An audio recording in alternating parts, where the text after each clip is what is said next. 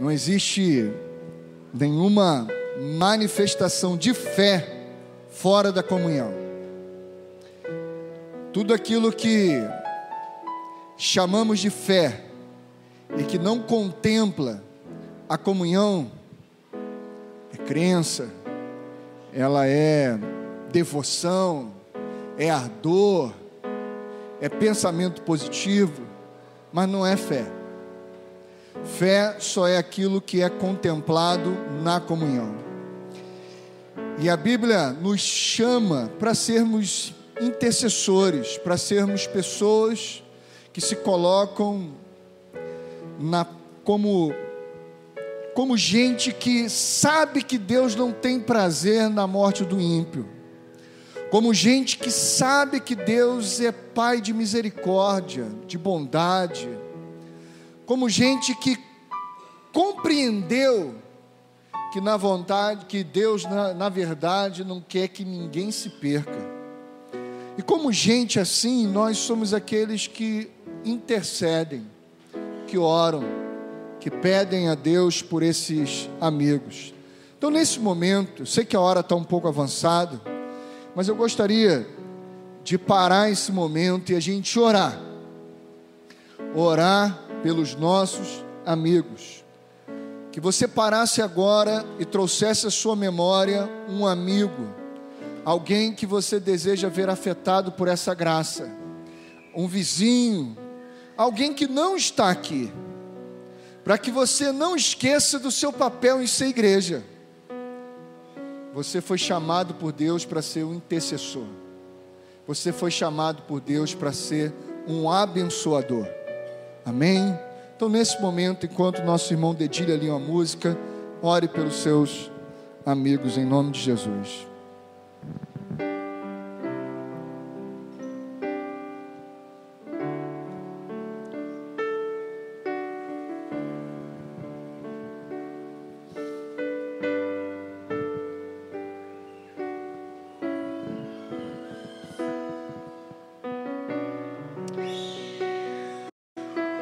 Pai bendito, sua palavra nos revela que ninguém tem maior amor do que este, do que dar a vida pelos seus amigos.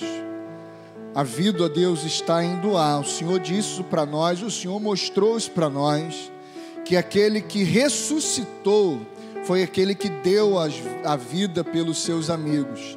Não porque aqueles que o Senhor chamava de amigos eram teus amigos, pelo contrário, se postaram como teus inimigos e te abandonaram no momento mais crucial da sua vida. No entanto, o Senhor preparou uma mesa perante esses inimigos, cujo prato principal era o Senhor mesmo. O Senhor se deu como alimento. Nós, ó Deus, entendendo a sua mensagem, nós, ó Deus, impactados por onde vimos de fato a verdadeira vida, também queremos dar a nossa vida pelos nossos amigos. Por isso não estamos aqui nesse ambiente para que o Senhor nos escute a respeito dos nossos interesses. Estamos aqui nesse ambiente de culto para ouvirmos aquilo que interessa o seu coração. E interessa o seu coração nos fazer intercessores, luzeiros neste mundo, sal dessa terra. Por isso, Pai, apresentamos aquelas pessoas que o Senhor está ouvindo da boca de cada filho teu aqui que está orando por um amigo. Que o Senhor, ó Deus, cumpra segundo a sua vontade na vida dela o teu desejo, em nome de Jesus, amém e amém. Abra sua Bíblia em Gênesis capítulo 22. Nós temos conversado sobre essa diferença desse espírito babilônico para esse espírito da Nova Jerusalém celestial. Há na verdade, irmão, Gênesis capítulo 22, há na verdade dois espíritos que regem o mundo. Um é o Espírito do Cristo, um é um espírito dessa Jerusalém celestial, esse espírito que nos faz uma nova Jerusalém. E há um outro espírito que rege o mundo, é o espírito babilônico. Há um espírito de uma Babel. E dentro desse espírito Babel, religião é comércio. Dentro desse espírito babilônico, a relação com Deus se dá de uma forma meritocrática. Dentro desse relacionamento babilônico religioso, Deus abençoa aqueles que merecem. Deus só faz mediante algum sacrifício humano. Esse é um espírito babilônico que faz com que as pessoas pensem que o que lhes vem à mão é fruto do seu sacrifício, é fruto do suor do seu rosto e não fruto da graça, da bondade do Senhor. Mas há outra, irmãos, há uma outra perspectiva. E essa perspectiva é de alguém que está se deslocando, de alguém que está caminhando nessa terra. E esse deslocamento é um deslocamento feito por fé, mas não é um deslocamento geográfico. Na verdade, é um deslocamento existencial. Saímos de um lugar que e vamos para um lugar quem. Saímos de uma condição que e passamos para uma condição quem? Pessoa. Deus estabeleceu um lugar onde a vida acontece. E esse lugar onde a vida acontece é a vida de comunhão em Deus. Por isso, os justos são aqueles que se movimentam. Por isso, os homens de fé são aqueles que se movimentam mediante aquilo que ouvem Deus falar. Mas na Babilônia, os homens de fé são aqueles que conseguem movimentar o divino de tanto falarem. São aqueles que, no seu ardor e no seu fervor ignorante e muitas vezes malévolo, são aqueles que acham que vão movimentar Deus ao seu favor, porque choraram muito, clamaram muito, pediram muito, e agora Deus não tem mais o que fazer a não ser interceder, mexer a mão dele por eles. Isso não é o caminho de fé revelado na Bíblia. Por isso, Gênesis 22, nós continuaremos meditando, diz assim a palavra de Deus: passando algum tempo, Deus pôs Abraão à prova, dizendo-lhe: Abraão, ele respondeu: eis-me aqui. Então disse Deus: tome seu filho, seu único filho, Isaque, a quem você ama, e vá para a região de Moriá. Sacrifique-o ali como holocausto, num dos montes que lhe indicarei. Na manhã seguinte, Abraão levantou-se e preparou o seu jumento. Levou consigo 2 de seus servos e Isaque, seu filho. Depois de cortar lenha para o holocausto, partiu em direção ao lugar que Deus lhe havia indicado. No terceiro dia de viagem, Abraão olhou e viu o lugar ao longe. Disse ele a seus servos: fiquem aqui com o jumento, enquanto eu e o rapaz vamos até lá. Depois de adorarmos, voltaremos. Abraão pegou a lenha para o holocausto e a levou nos ombros do seu filho Isaque. E ele mesmo levou as brasas para o fogo e a faca. E caminhando os dois juntos, Isaque disse a seu pai Abraão: meu pai. Sim, meu filho, respondeu Abraão. Isaque perguntou: as brasas e a lenha estão aqui, mas onde está o cordeiro para o holocausto? Respondeu Abraão: Deus mesmo há de prover o cordeiro para o holocausto, meu filho. E os dois continuaram a caminhar juntos.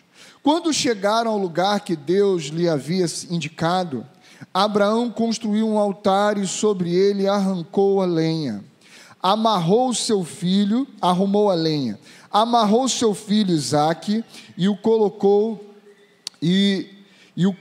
então sobre a lenha.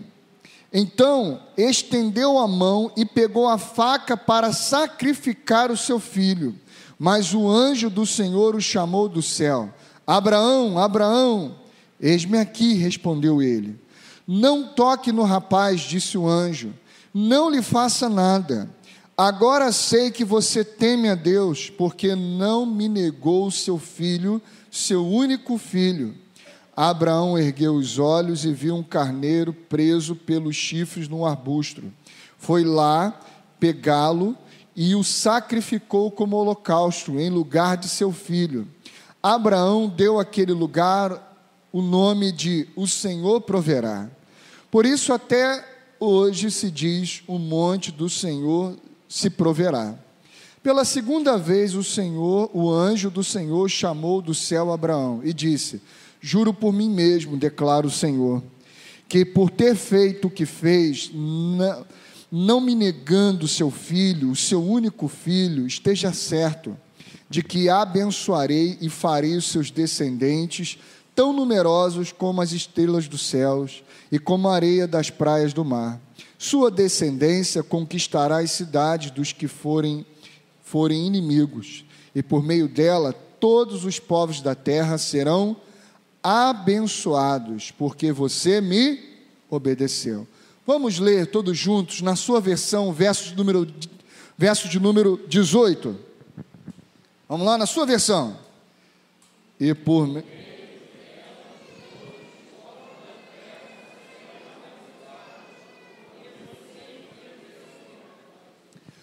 meio dela, todos os povos da terra serão abençoados. Irmãos, só é fé aquilo que tem um caráter comum. Só é fé aquilo que visa uma relação.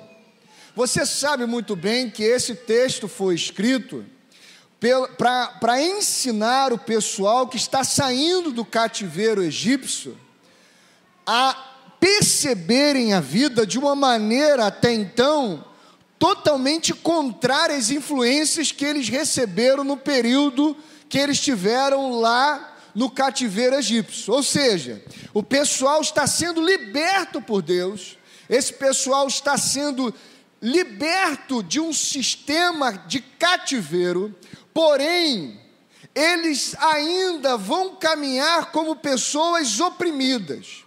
Porque eles continuarão a caminhar como pessoas oprimidas, mesmo depois de terem sido libertas por Deus, porque eles ainda continuam numa cegueira de entendimento.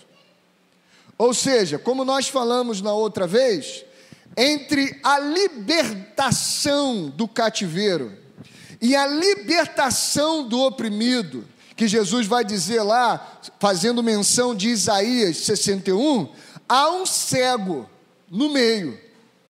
Por isso, a missão de Jesus diz lá: eu vim para libertar os cativos, restaurar a vista aos cegos e pôr em liberdade os oprimidos.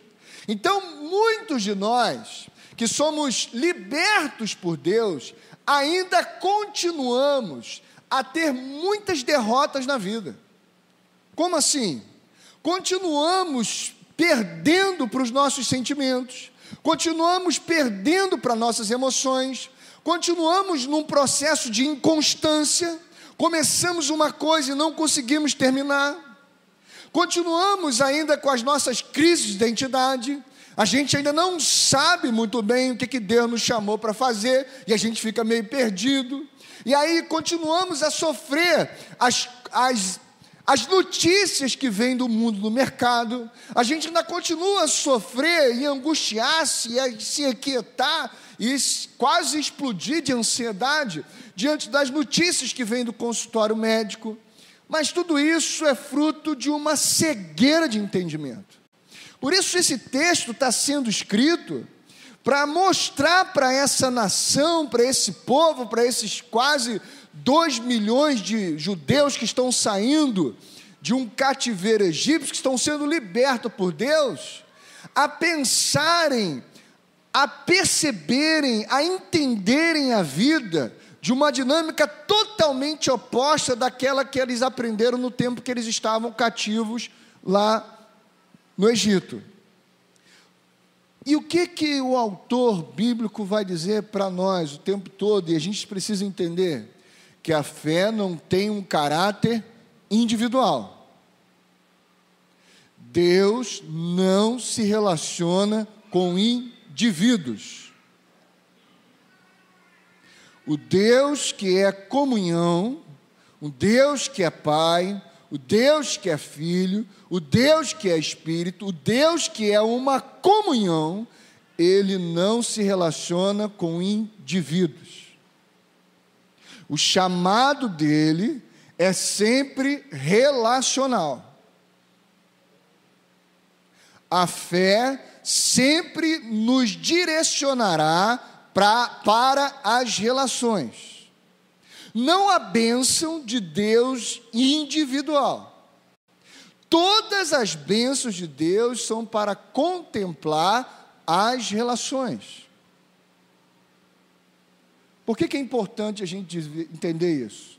Porque a religião babilônica, ela coloca esse processo salvífico para o indivíduo, onde o indivíduo tem uma relação individual com a divindade, e ninguém se mete nisso, e ninguém tem nada a ver com isso, e ponto, acabou, é ele e mais ninguém.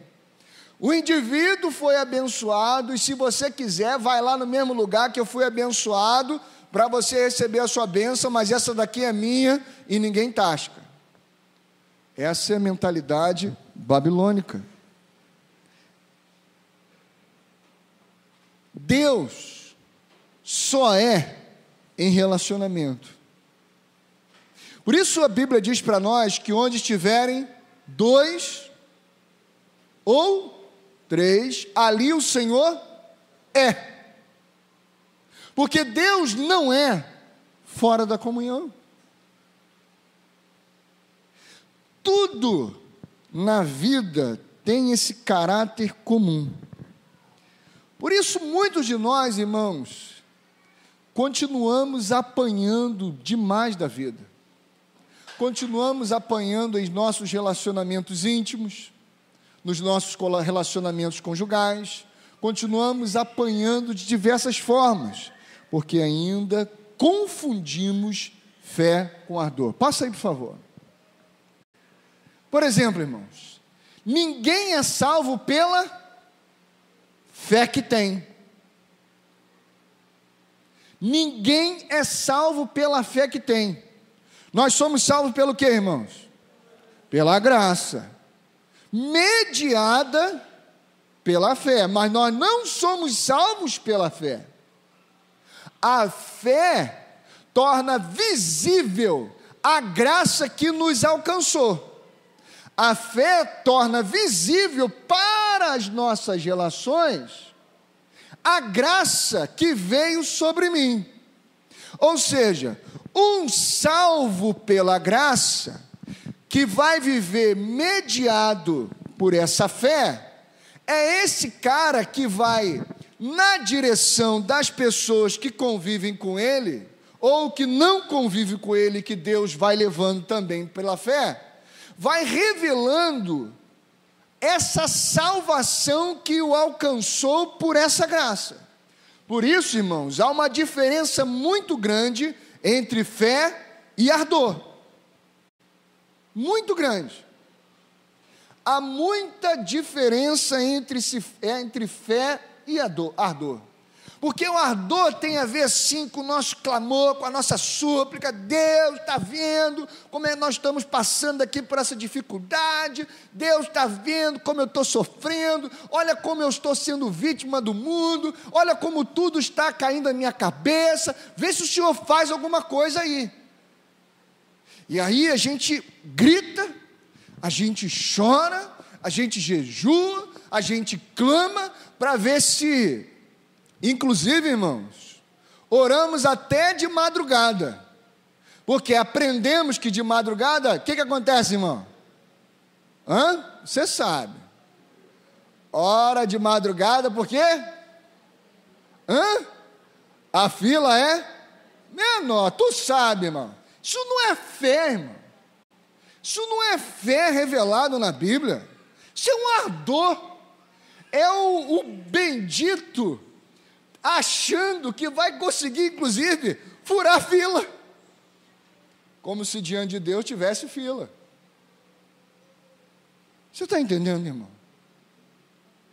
Fé não tem nada a ver com ardor. Por isso, muitos de nós continuamos a apanhar da vida. Continuamos apanhando da vida, e a vida tem batido em muita gente, irmãos. Em muita gente. Usamos, irmãos, nosso ardor aprendido no cativeiro egípcio por influência babilônica. Usamos o nosso ardor para tentar convencermos Deus. Tentarmos convencermos Deus que nós somos vítimas. Tentarmos convencer Deus que nós não merecemos aquilo que nós estamos passando. Tentarmos convencermos Deus para Ele dar uma ajudinha lá para mudar o processo. E não é assim, irmãos. E não é assim. Não é assim. Fé não tem nada a ver com irracionalidade. Pelo contrário, a fé é muito racional. Ela não é racionalista, mas ela tem uma inteligência, ela tem um propósito, ela tem um sentido, ela tem um porquê. Ela não é racionalista, mas ela é racional. Porque a gente acha, quanto mais as nossas emoções nos arrebatarem, mais fé a gente tem. Claro que não, irmãos. Claro que não. Claro que não. A fé, irmãos, é a forma mais sublime, mais excelente de inteligência espiritual. Porque ela nos livra de muitos sofrimentos desnecessários e nos coloca em outros sofrimentos que, se não fosse por ela, estaríamos desesperados. Você percebe quando Deus chama Abraão?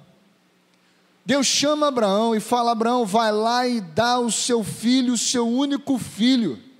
Irmão, sem fé, receber uma notícia dessa, como é que ficaria o nosso coração, irmão?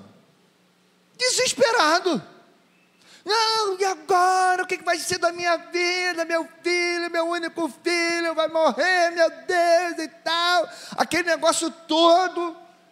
A gente ia ficar lá e tal. Por quê, irmãos? Porque a fé não tem a ver com Deus testar Abraão. Deus não está testando Abraão. Vamos ver se ele é crente mesmo. Deus não se presta a isso, irmão.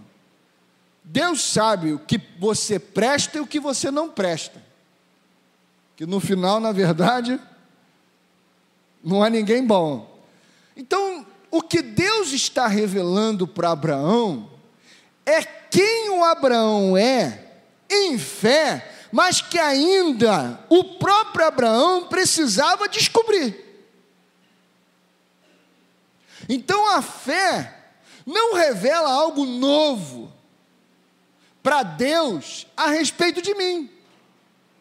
A fé revela algo que estava oculto em Deus a respeito de mim e que eu não sabia e que eu só tomarei conhecimento quando passar a ser guiado pelo ouvir Deus me desafiando a caminhar pela fé. Ou seja, irmãos, tem um montão de gente aqui que é um quem muito diferente desse o que tu é, e que só vai ser revelado no dia em que você começar a se movimentar diante das provas que Deus vai colocando na sua vida.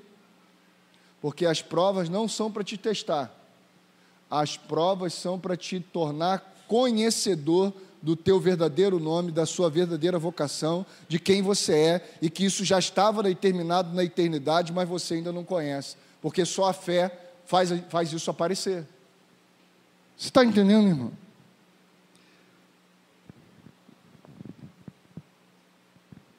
A fé não tem a ver com como as minhas paixões, com os meus desejos são canalizados para Deus. A fé tem a ver com esse ouvir Deus me falar. A fé tem a ver com essa minha consciência sendo transformada por Deus, sendo moldada por Deus. Por exemplo, passa aí por favor, irmãos. A Bíblia diz o seguinte: conhecereis a verdade e a verdade vos libertará. Se você continuar o texto, você vai entender que a verdade lá do texto de João é que eu sou filho. Abra sua Bíblia, João 8, irmãos. João capítulo 8.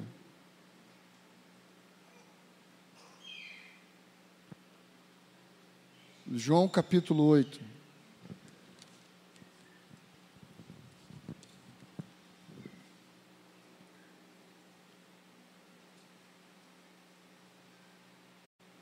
João capítulo 8, no verso 32 diz assim: e conhecerão a verdade, e a verdade os libertará.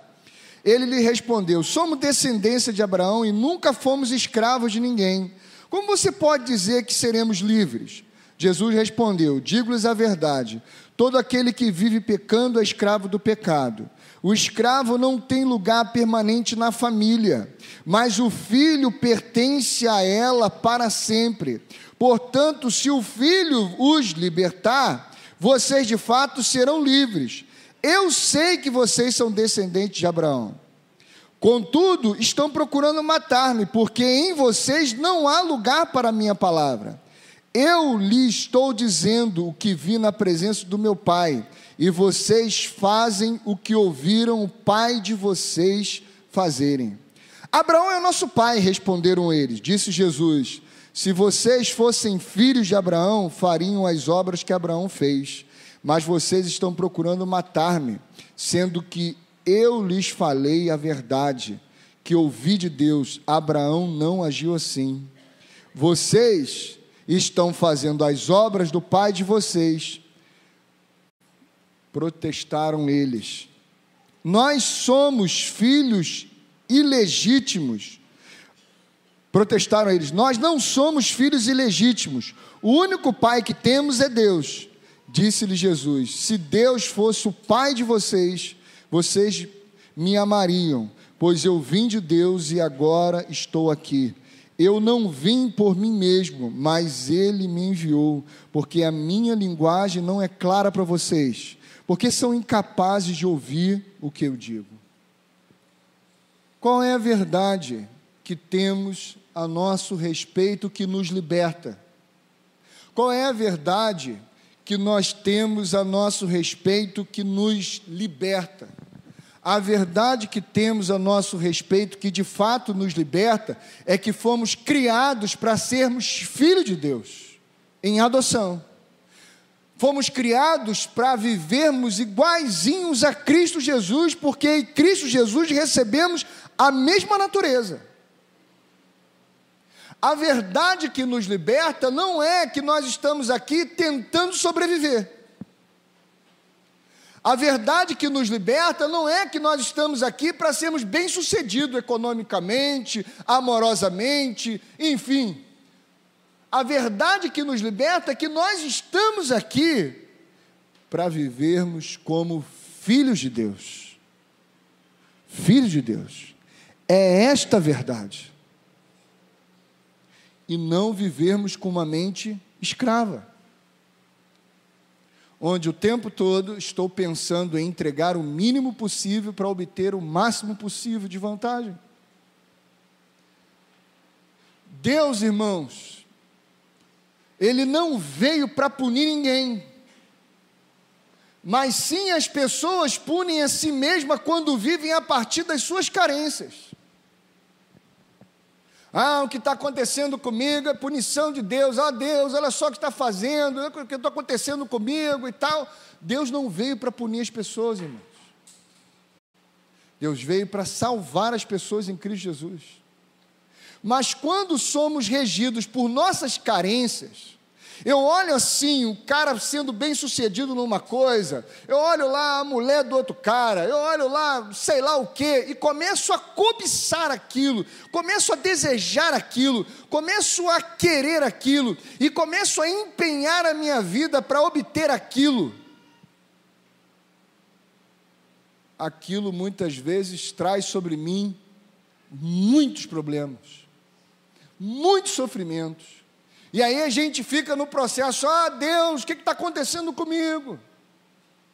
Porque na verdade a nossa relação com Ele, com a vida, é a partir de uma carência. Nós não nos movimentamos a partir daquilo que ouvimos Deus. Por exemplo, irmãos, há uma confusão muito grande entre autoestima e alta estima. Autoestima é pensar além de si, é pensar a respeito de si além do que convém. Há pessoas que se acham, há pessoas que elas têm um conceito elevado sobre si, para além do que ela realmente é. E ela acha que aquilo é autoestima. Não, irmão. É alta estima, é soberba.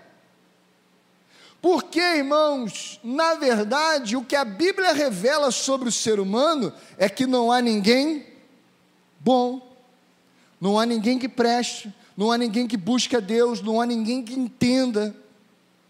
Todo mundo se desviou, todo mundo se separou de Deus. Mas nós, irmãos, nas nossas pretensões, das nossas pretensões de ser bonzinho, fazemos coisinhas aqui, coisinhas ali, e aí quando a vida não nos favorece, quando a vida não nos contempla mediante as nossas ações bondosas, nós começamos a achar que a vida está nos injustiçando. E nós nos esquecemos, irmãos, que a relação com Deus conosco se dá numa perspectiva de um Deus bondoso tratando com gente miserável. A vida é pensada, a vida pensada a respeito de mim é uma vida ensoberbada, porque a vida precisa ser pensada a partir da perspectiva do Cristo, e a partir da perspectiva do Cristo, a relação da vida se dá de um Deus santo e bom, com gente que carece de misericórdia. A relação da vida, irmãos, é uma relação de um pai amoroso, misericordioso, não tratando com gente que merece. Irmãos, a cruz de Cristo não foi para corrigir uma injustiça. A cruz de Cristo não veio tratar injustos, ou melhor, injustiçados, perdão. A cruz de Cristo veio para perdoar pecadores. Não dá para ajudar gente bonzinha, irmão. Não dá para abençoar gente boazinha. Só dá para abençoar e ajudar gente quebrada. O Evangelho não é para gente ensimesmada. O Evangelho é para gente arrependida, irmão. Para pecadores, irmãos. Quando estou falando arrependido, é porque já reconheceu que é pecador, e aí se arrependeu, e aí vai. Ou seja, irmãos, você senta com uma pessoa, e ele não tem defeito, ela não tem defeito, o Evangelho não serve para ela, porque ela não se enxerga pecadora, ela não se enxerga miserável. E o Evangelho não veio para isso. Por isso, irmãos, a fé, por conta da hora, a fé não tem a ver com o meu falatório para Deus, com a minha apresentação de currículo para Deus, com as minhas sugestões para Deus. A fé tem a ver com ouvir Deus falar. Com ouvir Deus falar. Sabe por que muitas coisas estão dando errado na minha vida? Sabe por que muitas vezes eu sou um cara infeliz, eu sou uma mulher infeliz? Sabe por que muitas coisas estão quebradas dentro de mim? Porque na verdade toda a minha movimentação não é fruto de um movimento que foi gerado pela voz de Deus, mas é fruto das minhas intencionalidades, das minhas cobiças, e aí eu vou diante de Deus e apresento: Deus, agora corrige. Irmãos, Deus não vai corrigir aquilo que começou fora dele. Deus não corrige aquilo que começou fora dele. Deus deixa quebrar. Para quê? Para que você venha construir no lugar certo. Não adianta tentar remendar uma casa que foi construída em cima de um pântano, em cima de um lamaçal, em cima de uma coisa que não tem sustentação. Vai cair, vai ruir, é isso mesmo. Você vai precisar mudar o lugar onde aquilo está sendo construído. Por isso, irmãos, Deus faz nova todas as coisas, mas não remenda a coisa velha. Amém, irmãos? Deus não remenda a coisa velha. Ele vai mudar o lugar onde você vai construir, mas não vai remendar onde você já construiu. Deus não vai fazer isso. Por isso ele chega para Abraão: Abraão, sai do meio da sua parentela, vai para um outro lugar. Que lugar é esse? É a comunhão comigo. Que lugar é esse? É o lugar onde se ouve a minha voz, onde me escutam. Irmãos, preste atenção em nome de Jesus.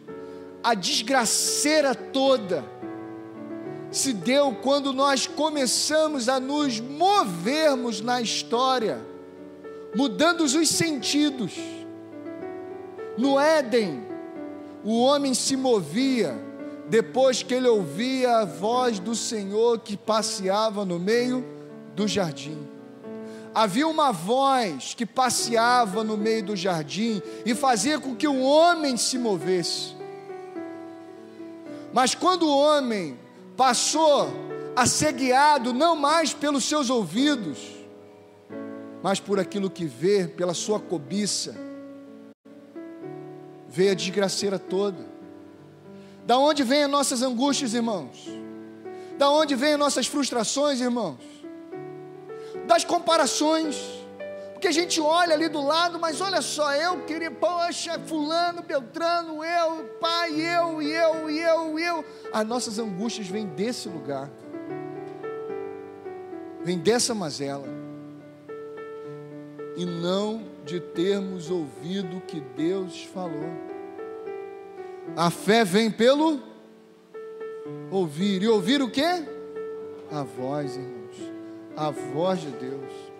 Meu irmão, como é que você tem se movimentado na vida? Como é que você tem se mexido na vida?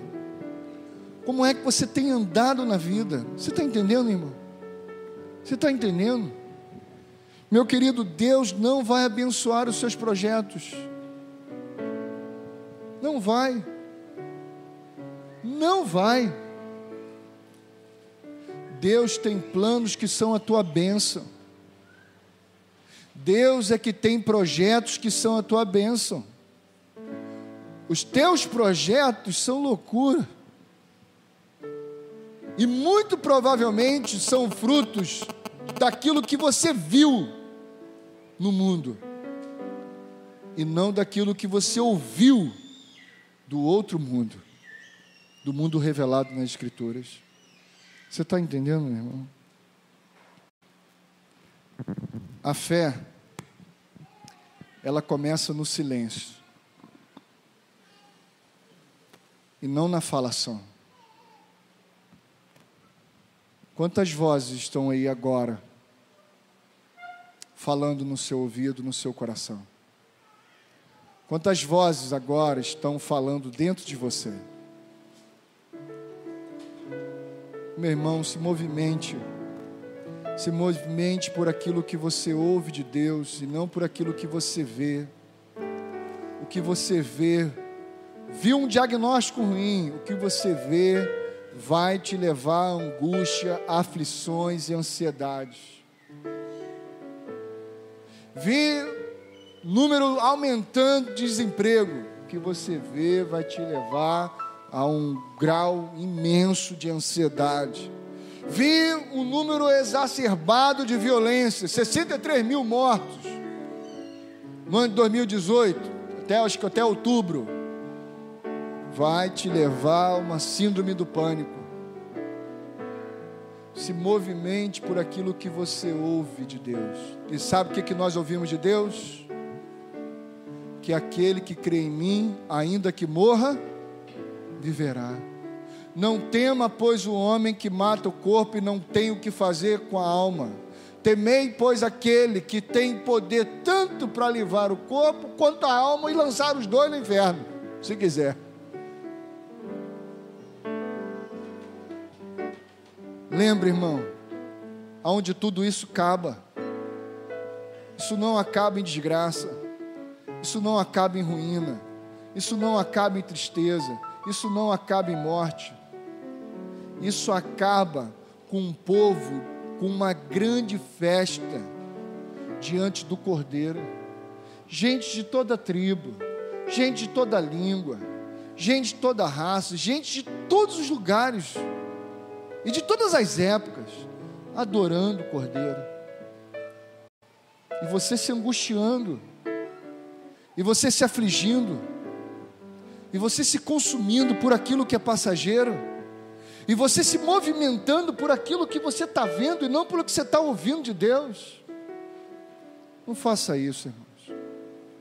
Isso aqui está escrito para que a gente se recorde quem são os filhos de Deus e quem continua pensando como um escravo, mesmo depois de ter sido liberto do império das trevas, ainda vive como um cego e por isso passa por muitas opressões. Sai disso, irmão. Ouça o que o Espírito diz às igrejas. Por que você acha que Deus bate tanto nessa tecla? Me desculpe um pouquinho, estender um pouquinho mais. Ouça, ouça, ouça, porque os filhos de Deus são guiados por aquilo que ouvem do Pai e não por aquilo que vem no mundo. Ouçam, ouçam, ouçam. Quem tem ouvidos, ouça o que o Espírito diz às igrejas, porque se você se guiar pelo que você vê, irmão, e construir uma vida em cima daquilo que você vê, irmão, você vai chorar, você vai clamar, e Ele não vai mudar a palavra dEle. Ele vai continuar com a palavra dizendo: o que foi construído sobre a areia vai ruir, mas o que é construído sobre mim permanecerá por toda a eternidade. Creia nisso, e tudo que você vai construir na vida, construa depois que você ouviu Deus falar. Construa ouvindo a direção que Deus está dando para nós enquanto povo de Deus, e não para a tua vida, porque só há bênção quando o caráter é comum. Do contrário, irmãos, nós achamos que é bênção, mas transformamos aquilo em mimo, em capricho.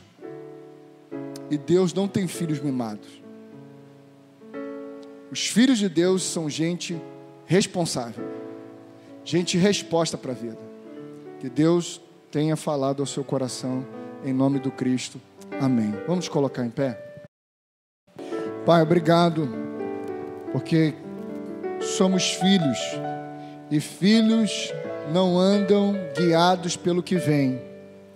Filhos andam guiados por aquilo que ouvem do Pai.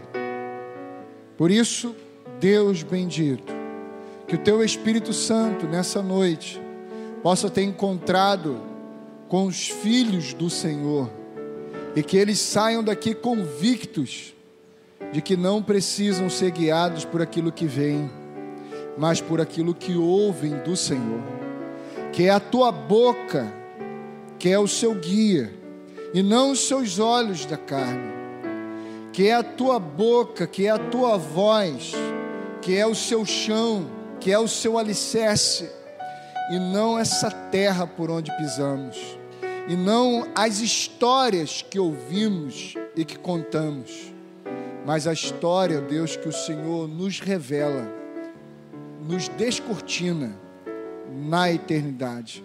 Em nome do Cristo que te oramos. Obrigado por cada pessoa que veio aqui. Obrigado por aqueles que estão nessa noite nos visitando, nossos amigos, teus filhos também, que foram chamados para ser filhos, e que, se porventura ainda não entenderam isso, que o teu Espírito Santo continue a descortinar, que o propósito da vida deles foi ser criados para serem teus filhos e viverem como teus filhos aqui na terra. Em nome de Jesus, amém e amém. Dê um abraço apertado na pessoa que está ao seu lado. Deus a todos ilumine e continue falando em nome de Jesus, amém.